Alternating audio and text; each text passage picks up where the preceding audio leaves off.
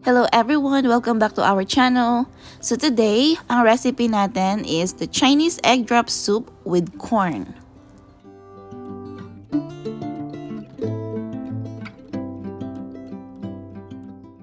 This is one of the easiest soup na pwede mong gawin lalo na if you're not feeling well. So first, magpapakulo po tayo ng chicken broth.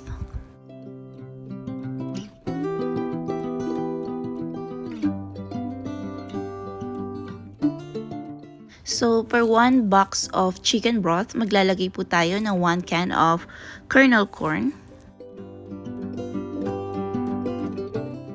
And then, hahayaan lang ho natin ito mag-boil na mabuti para na sa ganun mas lumambot pa yung ating corn.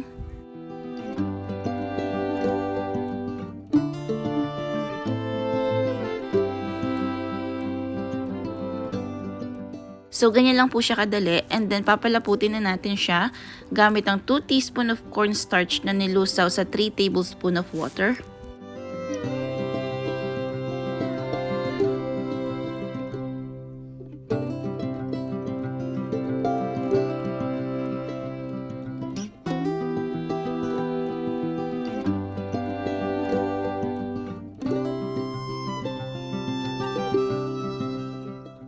So, dahil po egg drop soup siya, literally, magda-drop tayo ng 2 pieces of eggs dito sa ating soup. And then, hahaluin lang po natin siyang mabuti sa ating soup. Tapos, maglalagay na tayo ng salt and pepper. Yung pepper po na ginamit ko is white pepper. Hindi po siya black pepper. So, a pinch of salt plus a pinch of white pepper.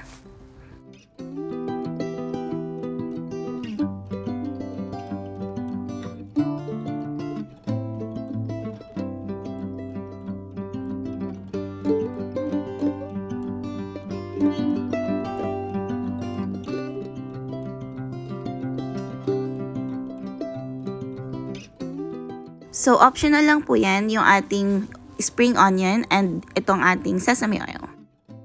Thank you so much po for watching. At kung nagustuhan niyo po yung ating easy recipe today, please don't forget to subscribe and click the notification bell.